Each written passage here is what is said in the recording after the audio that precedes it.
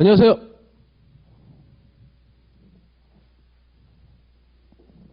다들 반갑습니다. 아유. 자, 저는 신호근입니다. 신호근이고 나이는 이렇게 됐어요. 얘기 되나 이런 거? 상관없어요. 그래서 저는 이제 관세법인 대인에서 일을 하고 있습니다. 벌써 이제 여기 온 지도 3년이 흘렀네요. 관세법인 대인. 우리는 A 업체예요. 작년에 시험이 나왔더라고. AO라는 게. 이게 왜 나왔는지 모르겠어. A 업체입니다. 그래서 저희는 인천공항이 본사고 서울하고 부산에 사업장이 있어요. 그래서 저는 인천공항에서 총괄업무를 하고 있습니다.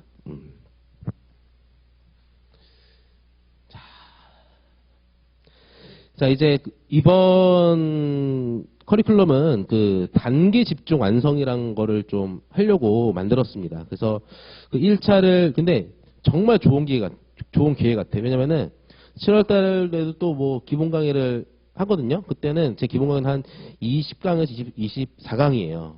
그 주규정이랑 호용을 하는데 그 전에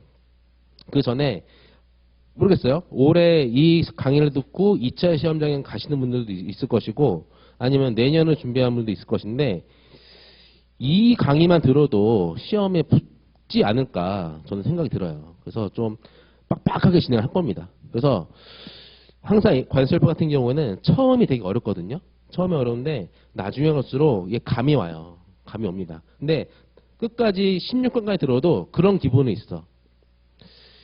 첫 교시 때 배운 게 기억도 안 나요. 그게 이유가 뭔지 아세요? 다들 그래. 3일 전에 한 게 기억이 안 난다. 왠지 아세요? 기억이 나는 거야? 안 나는 이유가? 많이 안 봐서 그래요. 그 답은 딱 하나예요. 많이 안 봐서 그래요. 그래서 관사 시험 붙으려면은 제 책을 최소한 20번은 봐야 돼요. 20번은 봐야지 그 나중에 어떤 기분이 드냐면은 책이 머릿속에서 이게 슬라이드처럼 픽 하고 떠집니다. 글씨까지 다 떠올라. 그 다음에 나는 시험장 가서 그걸 베껴 쓰는 거예요. 그런 느낌? 근데 그 공부가 많이 안 돼 있다 하더라도 우리 시험 같은 경우에는 1년에 한 75명 내지 90명 뽑는데 꼭 한 3, 4분은 단기간 내에 붙는 분들이 있어요. 근데 그분들이 남자인 줄 아세요? 여자인 줄 아세요? 여자세요, 여자. 그래서 여자분들이 독하다 그러면 또 혼나겠지? 강합니다. 강합니다, 강해. 그래서 여자분들이 노릴만 하다. 남자분들은 그냥 가서 봐, 그냥 봐. 근데 여자분들 같은 경우에는 그 글씨도 이쁘고 좀 논리 정연하게 쓰는 그런 게 있어가지고 꼭 단기간 내에 합격하시는 분들은 여자분들이 많더라고, 보니까. 남자분들 무시하는 게 아니에요. 있긴 있어요. 있긴 있어요. 그쵸? 자, 이제 제 강의는 이제 있을 겁니다. 16강이에요. 16강입니다. 근데 중간중간 보면은 2교시 때마다 실전 문제라고 있어요. 근데 왜냐면은 이제 7월 달에 이제 1차 붙고 시험 보러 가실 분들을 대비해가지고 실제로 답안을 어떻게 작성할 것인가에 대해서 한 문제씩 볼 겁니다. 한두 문제씩 볼 거예요. 뭐 쓰는 시간 그런 거 없어. 그냥 쓰는 시간도 아까워. 그래서 제가 이때 문제풀이를 한번 할 거고 목차를 어떻게 정리를 하냐 할 겁니다. 왜냐면은 올해 7월 달에 시험 보러 가셔야 되니까. 그래서 우리 관세표 전반적인 1부부터 21부까지를 좀 나눠놨어요. 나눴습니다. 그래서 거의 오차 없이 흘러갈 겁니다. 오차 없이 흘러갈 거예요. 그렇죠? 그래서 이거는 그래 두시고 됐습니다.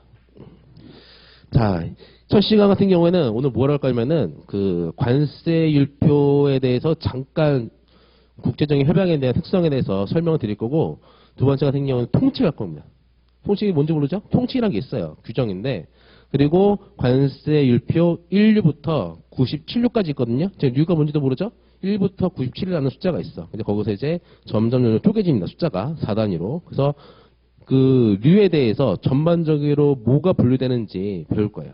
그렇죠? 그렇게 처음에는 마인드가 중요합니다. 마인드. 그래서 이 관세법 과목은 처음에는 어려운데 갈수록 쉬워지는 과목이에요. 그렇죠?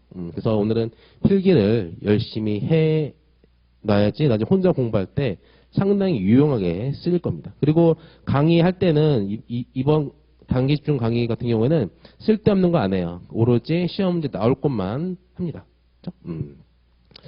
자, 우리 과목은 관세율표 및 상품화입니다. 자, 글씨 잘 쓰지 않나요? 자, 클램이 와. 나중에 어떻게 변할지 모르겠는데 저는 이게 그 관사 시험 공부하면서 글씨가 바뀌었어요. 이렇게. 우상향체. 바뀌었어요. 하여튼, 우리 시험은 이제 관세율표이 상품학이에요. 근데 이 파트 같은 경우는 시험 문제 잘 안 나옵니다. 그리고 몰라도 그냥 소설 한 3줄 쓰면 돼. 그리고 나올 일이 거의 없어요. 거의 없습니다. 나와도 다 몰라. 다 모릅니다. 그죠? 그래서 요 부분이 거의 이제 시험 범위 중에 한 개입니다. 관세율표. 관세율표. 보면은 이제 관세라는 게 있고, 그리고 율, 퍼센테이지가 있고, 이거는 표입니다. 표. 표는 요렇게 된 게 표죠? 이렇게 된 게 표지 뭐. 표지. 그래서 이 관세율표 같은 경우는 우리가 이제 1차에서 관세법을 배웠을 거예요. 관세법. 그래서 관세법 같은 경우에는 무슨 법이야? 조통, 형소고, 막 이렇게 아까 따지 않나요? 그렇죠? 조세법적 성격, 뭐 통관법적 성격, 뭐 형사소송법 그런 거 있잖아. 그렇죠? 네. 관세법 같은 경우에는 이거는 법률입니다. 법률. 법률 같은 경우에는 국회의 입법 과정을 거쳐서 만든 거예요. 입법 과정. 입법 과정을 왜 거쳤냐면은 그 관세는 조세의 일종이에요. 조세의 일종이다. 관세는. 그래서 조세 같은 경우에는 조세 법률주의가 있습니다. 그래서 오로지 국민의 재산권의 침해를 가하기 때문에 조세를 부과하기 위해서는 법률에 따라서 해야 됩니다. 그렇죠? 그래서 조세 법률주의가 있어요. 그래서 그 관세라는 거는 관세법의 법률로서 규정하고 있는 겁니다. 그렇죠? 그래서 관세법도 14조를 보면은 이런 표현이 있어요. 수입 물품에는 관세를 부과한다고.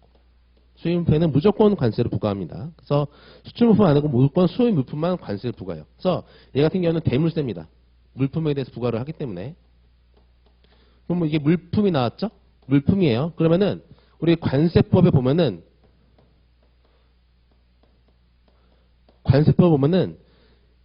1조부터 329조까지 딱 있고 관세법이 있고 대통령령인 시행령 그리고 기재부인 시행 규칙이 있어요. 이렇게 점점 쪼개 나갑니다. 근데 관세법은 법 1조부터 329조까지 있어요. 1조부터 329조까지. 근데 이 관세법 같은 경우에는 조세 법률주에 따라서 이 세율 같은 경우에도 이렇게 법률에다 지정을 해놔야 돼. 근데 이 세상에 수입되는 모든 품목을 가지고 이 관세법에 넣자니 관세법이 터져버려요. 너무 많습니다. 그래서 별도로 표시를 했어요. 별표. 관세법 별표는 딱 한 개입니다. 뭐다? 관세율표가 있어요. 관세법 별표는 딱 한 개입니다. 관세율표. 관세표 이거 딱 하나가 있습니다. 그래서 관세율표를 딱 보면은 어떻게 됐냐면은 이렇게 되어 있고 분명히 있고 그리고 여기에 기본 세율이 있어요. 자, 그리고 기본 세율하고 같이 또 뭐가 있죠? 누가 했는데 지금? 그치.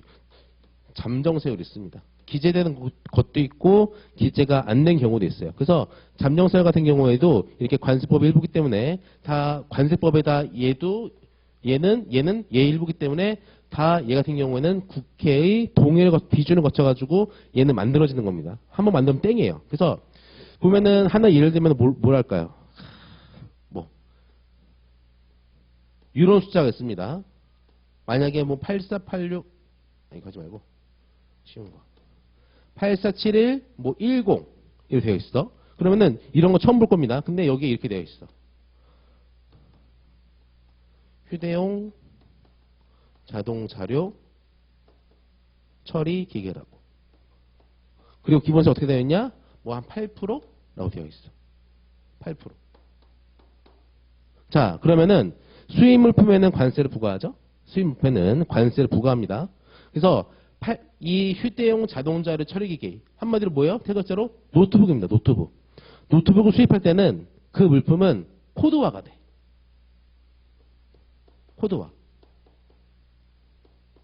코드화가 돼. 우리가 수입 신고서를 쓸 때 항상 관세사가 왜 중요하냐면은 이런 물품이 수입되면은 관세사는 품목 분류라는 걸 합니다. 품목 분류하는 거예요. 한마디로 뭐냐? 어떤 물품에 대해서 코드화를 시켜야 돼. 코드화. 그러면은 요게 뿅 하고 관사가 판단에 따라서 요게 여기로 딱 가게 되어 있습니다.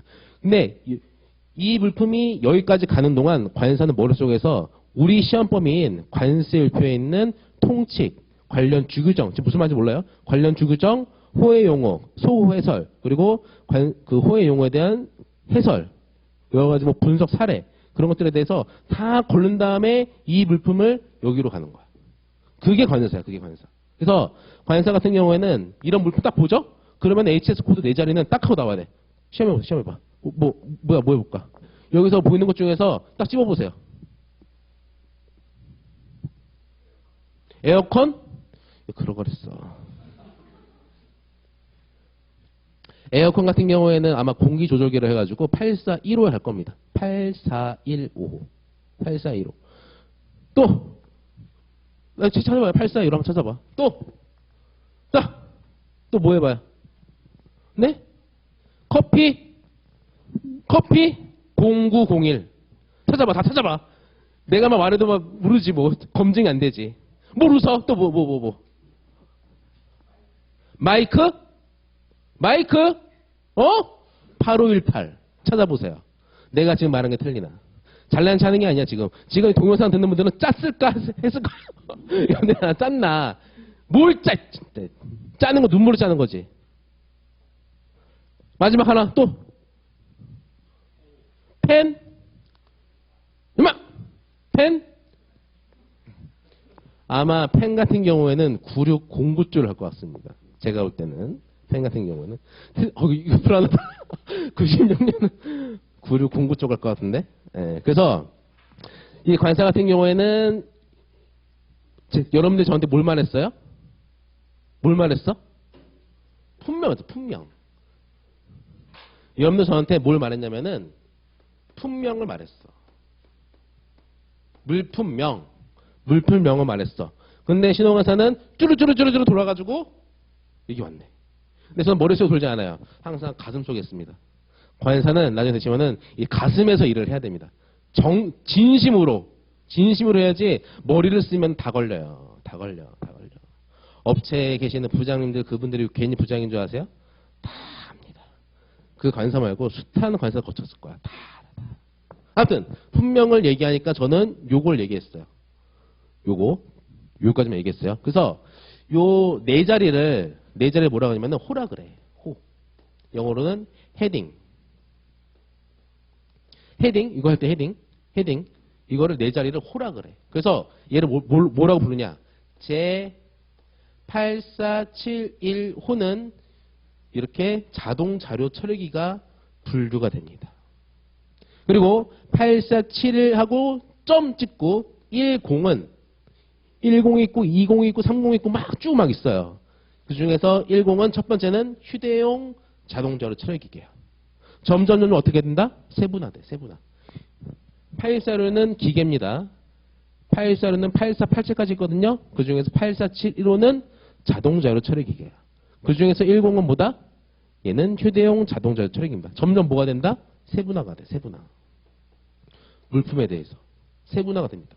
점점 갈수록 자릿수가 점점 갈수록 세분화가 돼요. 그래서 저는 여러분들이 품명을 얘기하니까 저는 이렇게 코드를 숫자를 얘기를 했습니다. 숫자를. 그래서 전 세계적으로 여러분들이 일상생활을 하면서 뭐든지 통계를 내고 뭐 코드화를 시키고 ERP를 돌리게 돼. 나중에 회사 들어가시면. 그렇죠? 그러면은 뭐든지 코드화를 시켜야 돼. 그래야지 뭐가 된다? 관리가 돼요. 관리가 됩니다. 그렇죠? 그렇기 때문에 전 세계적으로 이건 지금 우리나라만 아닙니다. 우리나라만 아니고 전 세계적으로 전 세계 마찬가지야. 전 세계 즉 WCO라는 국제 관세 기구에 가입된 나라 같은 경우에는 이러한 숫자에 대한 규칙을 따르게 되어 있어. 그래서 우리가 유럽을 가든 호주를 가든 미국을 가든 통관을 할 때 847110은 노트북입니다. 노트북. 전세적으로 통일을 해놓은 거예요. 어디까지? 6자리까지. 근데 우리나라 같은 경우에는 그래서 WCO에 가입된 애들은 코드 6자리를 따를 의무가 있다. 왜? 전세적으로 미국에서 우리나라로 컴퓨터가 몇 개 들어오냐? 노트북이 몇 개 들어오냐? 우리나라에서 미국으로 컴퓨터 몇 대 수주되냐? 그런 것들을 다 통계를 내요. 통계를 냅니다. 통계를 내요. 그죠? 그래가지고 통계를 내기 때문에 요거에 대해서 전 세계 통일화가 되어 있다. 그게 바로 뭐다? 현재는 이거를 HS 협약이라 그래요. HS는 뭐냐면은 하모나이즈 돼요. 조화라는 뜻이잖아. 시스템, 체계다. 그래서 HS 협약, WCO에 있는 HS 협약에 가입된 국가 같은 경우에는 수출 또는 수입을 할 때 모든 물품에 대해서 이렇게 코드화를 하게 되도록 약속이 되어 있습니다.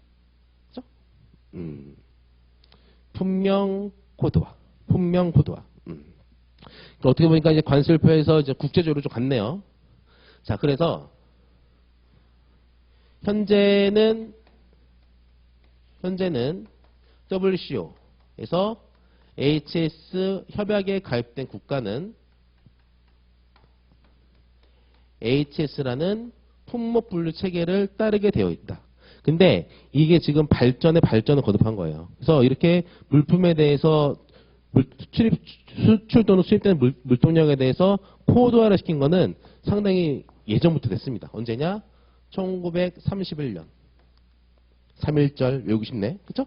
3.1절 이때는 무슨 협약이냐면 제네바 협약이야. 제네바 협약이라는 게 있었어.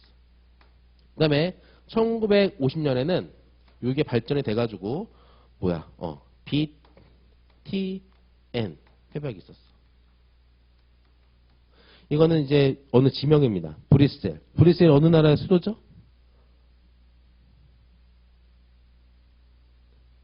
왜 이래 자꾸. 브뤼셀 유럽 안 가봤어요? 저 안 가봤어요.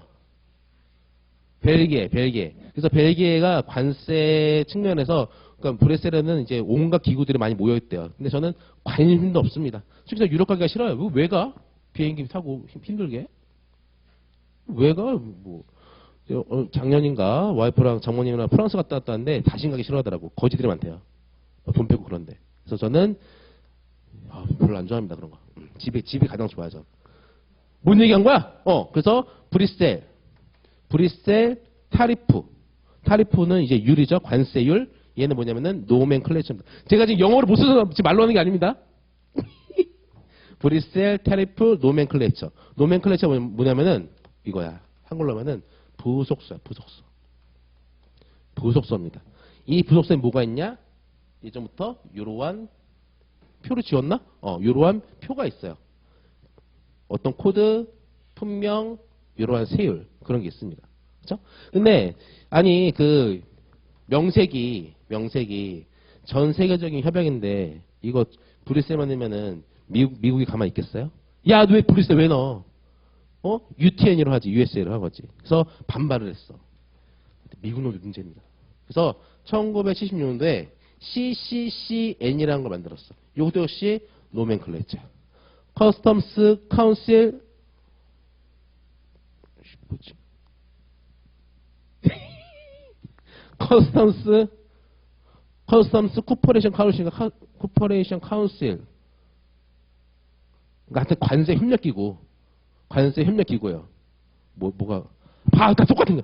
하여튼 이게 관세 협력기구야. 나중에 이게 뭐가 되냐면은 뭐가 되는지 아세요? 이게 바로 WCO가 돼. 관세 협력기구. 이게 바로 WCO가 됩니다. 그래서 이게 이렇게 바뀌었어. 명칭만 바뀌었어. 야, 브뤼셀 빼. 이렇게 가자고. 그렇죠?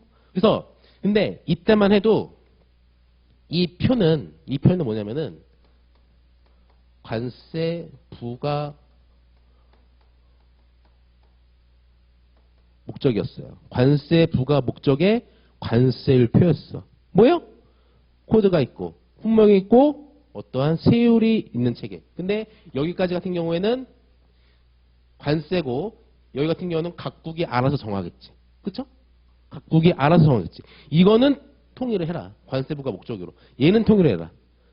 왜냐면은 코리아에 있는 저희가 미국에서 수출을 할 때 미국에 있는 거기서 얼마의 그 관세율이 매겨지는지 알아야 될 거 아니야. 그렇죠? 그러면 전 세계적으로 통일화 시켜놔야 돼. 예측 가능성을 위해서. 그렇죠? 그래가지고